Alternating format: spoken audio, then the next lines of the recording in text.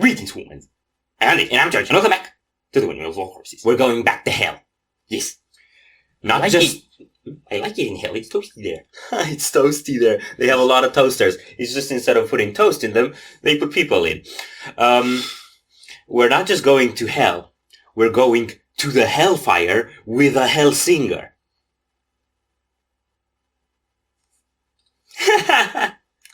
So this is a new track from Metal Hellsinger OST. It's some DLC edition thing. I'm not sure exactly what's it about because I haven't played the game. But it is featuring Will Ramos of Lorna Shore.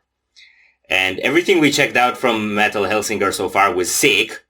And it also had sick vocalists. And this one should be most down our alley so far. So are you ready? Now. Alright. I mean, there's creepy clean guitarish.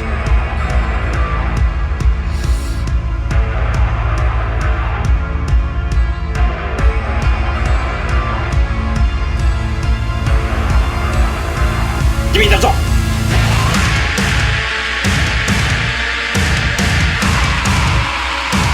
There's the Goblin King! Yes!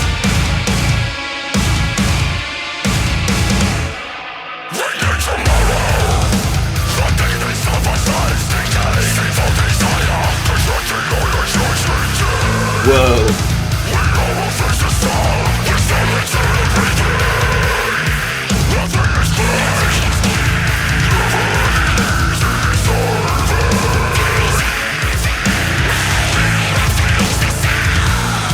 Woo.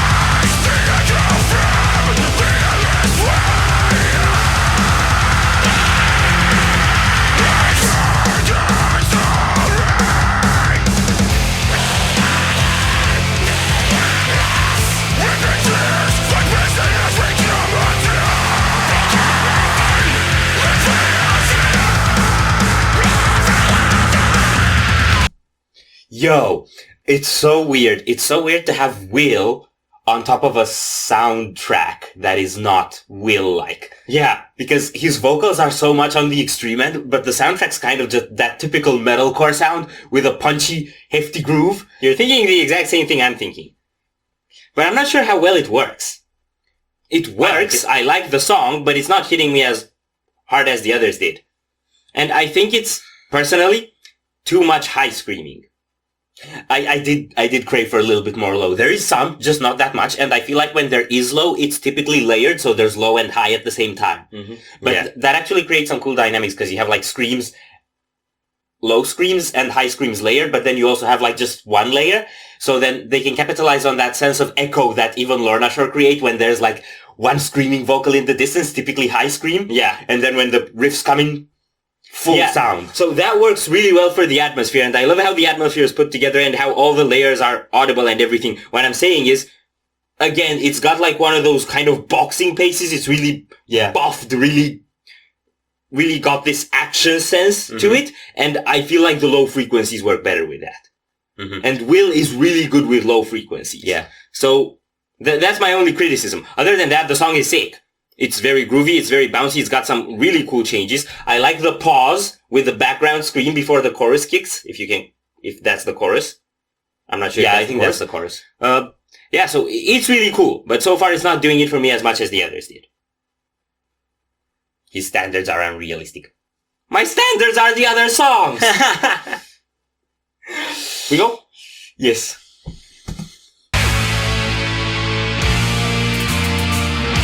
Oh!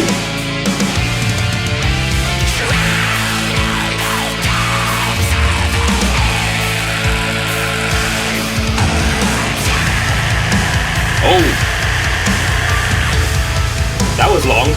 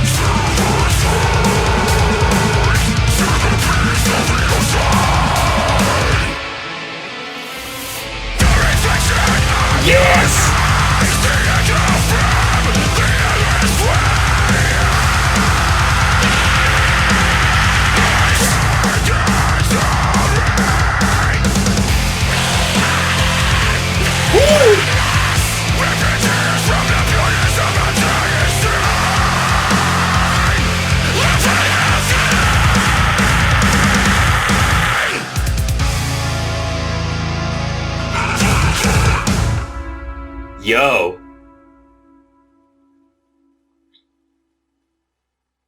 Right, bridge section sold it. Bridge section sold it? Yeah, because it brought in the lonely lows. Not only it brought in the lonely lows, it diversified the instrumental a lot better. Not lonely lows, lowly lows. I said lowly. I heard lonely. That's because you already thought I was gonna make a mistake, because that's your general assumption about me. Or maybe I'm just lonely. He's very lonely. He has to live with me. He's the only lonelier than completely alone. I'm gonna say, the fact that they left the lowly lows a little later in the song actually gave it more impact than if he would have come out with that right off the gate. Yeah, probably, yes. And seeing how I wasn't all that satisfied at first, and then got more satisfied later, it shows that it's got, like, additional layers of satisfaction. It's like an onion of satisfaction. You gotta peel off a couple of layers before you get to the lowly lows, which are at the core of the onion, but it also does the roar, which means it's an ogre. Do the roar. It does the roar? Well, it does the roar, and ogres are like onions. What else do you need? Ogres are like onions. Onions have layers. Ogres have layers. Ogres are like onions. I'm gonna say this. The people writing this music, they're called two feathers. Feathers. But those feathers are made of lead. Yeah, I was gonna say they're not two feathers, they're two cement trucks. Yeah. I wouldn't want one of those feathers to whack me in the head. Yeah. I'd get a concussion. Eat heavy. And really cool, one of the coolest aspects about this song is how you switch to halftime halfway through the chorus. Yeah, like you have the running pace and then drops. Yeah, that's the kind of thing that gets you headbanging. Yes.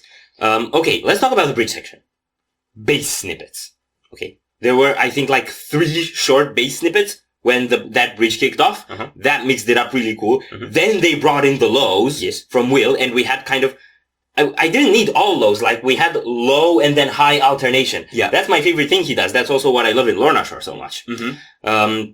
And then we also had some guitar leads. Yes. So adding those 3 varying elements all in the same chunk made that the most satisfying chunk of the song.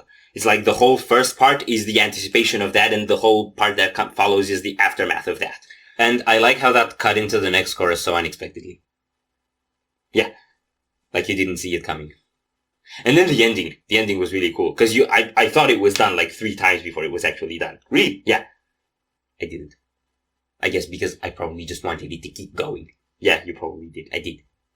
Are we done here? Yes. So if you enjoyed this reaction, we greatly appreciate the likes and shares, and if you want to see more, don't forget to subscribe with bells on. Thank you very much for stopping by. We hope you enjoyed your stay, and we'd love to see you back at the Windmill very soon. Cross it out.